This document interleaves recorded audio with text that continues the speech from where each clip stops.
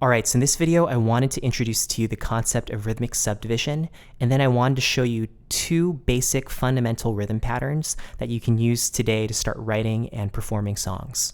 Okay, so first, what is rhythmic subdivision? So if we have a song, right, normally we have a chord progression, and your chord progression might be C, G, A minor, F. And typically in a song, you'll play every chord for 4 beats. So if we have a metronome here, it'll be like this. 1, 2, 3, 4, 1, 2, 3, 4, A minor, 2, 3, 4, and then F, 2, 3, 4. When you rhythmically subdivide, you can actually take each of those beats and subdivide them in half. So you take those 4, you create 8 halves, right? Because you're cutting them each in half. So what that sounds like is like this. 1 and 2 and 3 and 4 and 1 and 2 and 3 and 4 and 1 and 2 and 3 and 4 and 1 and 2 and 3 and 4 and. If you cut that in half again, you get 16th note subdivision because now you're cutting those halves in halves and you get 4 parts per beat. So this is what 16th notes would sound like. 1 E and a, 2 E and a, 3 E and a, 4 E and a, 1 E and a, 2 E and a, 3 E and a, 4 E and a, 1 E and a, 2 E and a, 3 E and a, 4 E and a, E and a, 2 E and a, 3 E and a, 4 E and a. So this is important because different songs that you'll encounter and you'll hear on the radio, they'll either be rhythmically subdivided in 8th notes or 16th notes. So in the song, you'll have the bass player, the drummer, you'll have strings, you'll have the guitarist, the piano, and each song at its most fundamental level is either 8th notes or 16th notes. And what you can really hear that is in the bass player. So if the bass player is playing a lot of 8th notes, then you know the song's going to be rhythmically subdivided in 8th notes. If you hear the bass player playing a lot of 16th notes, then you know the song is 16th note subdivided. And that's important because that dictates what you're going to play on the piano. So if your song is 8th note subdivided, you're going to be playing 8th note rhythms on the piano. If your song is 16th note subdivided, you're going to be playing 16th note rhythms on the piano. To play these patterns, you don't have to play every single 8th note or every single 16th note. So you don't have to go 1 and 2 and 3 and 4 and for it to be 8th note subdivided. You can also play variations of it where you don't have to play every single 8th note. So here's an example of that. 1 and 2 and 3 and 4 and 1 and 2 and 3 and 4 and 1 and 2 and 3 and 4 and 1 and 2 and 3 and 4 and 1 and 2 and 3 and 4 and.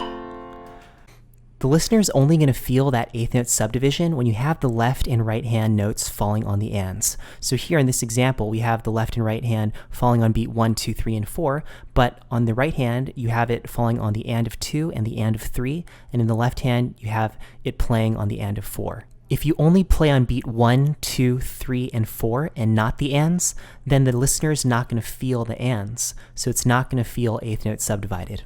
Same thing for 16th note subdivision. They're only going to feel it if you're playing notes on the E's and the U's.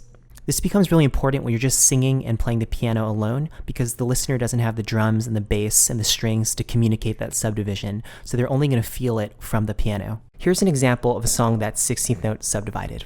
1 E and a, 2 E and a, 3 E and a, 4 E and a, 1 E and a, 2 E and a, 3 E and a, 4 E and a, 1. So those were two a little bit more complicated patterns, right? Especially the 16th note pattern that I showed you. I'm going to show you right now two basic fundamental patterns, one 8th note pattern and one 16th note pattern. Okay, so first I'm going to show you the 8th note pattern. So what you want to do is say our chord progression is C, G, A minor, F, right? So basically what we want to do is we want to take the C chord and you want to play the top 2 notes and then the bottom note, right? So this is an inversion of C, right? Because this is C, this is the first inversion, that's in second inversion, right? So you take the top 2 and the bottom, and this is the ballad 8th note pattern. So it's like this. 1 and 2 and 3 and 4 and 1, 2 and 3 and 4 and 1, 2 and 3 and 4 and 1 and 2 and 3 and 4 and. See, it's pretty simple. So you just go top 2, bottom note, top 2, bottom note, whatever inversion you're in. So if you're here, right, you can go like this. If you do this inversion of C, you can go top 2, bottom 1, and then this inversion of C. You can also do variations of this. So instead of the top 2 and the bottom 1, you can go outside, inside, like this.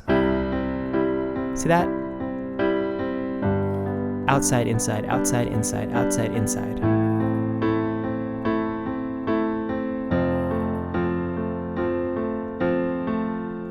Okay, so that's a basic fundamental eighth note pattern, and you can use this when you're playing slower songs or ballads.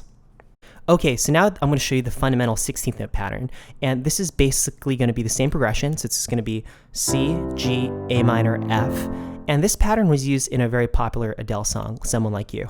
Okay, so this is how it would go.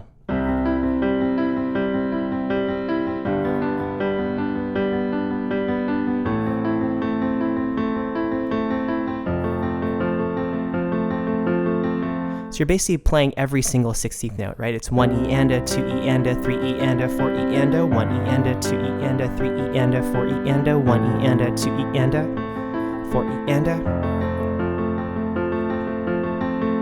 And in terms of what notes you're playing, you're just going to go in the right hand. It's bottom 2, top 2. So bottom, middle, top, middle, bottom, middle, top, middle. So bottom, middle, top, middle, whatever inversion you're in, right? It's always going to be bottom, middle, top, middle. And you're just playing 16th notes, so straight 16th notes. Bottom, middle, top, middle, bottom, middle, top, middle. Okay, so that's it. That's what rhythmic subdivision is. So you're going to have things in 8th note or 16th note subdivided, and because of that, depending on the song, you're going to play the 8th note or 16th note rhythm, whether it's a basic rhythm like the ones I showed you, or more advanced rhythms where you're involving more of your left hand. Okay, but those are the two basic ones. You can start applying them in your songwriting and also your performing today. Okay, so thank you for watching, and I'll see you in the next one.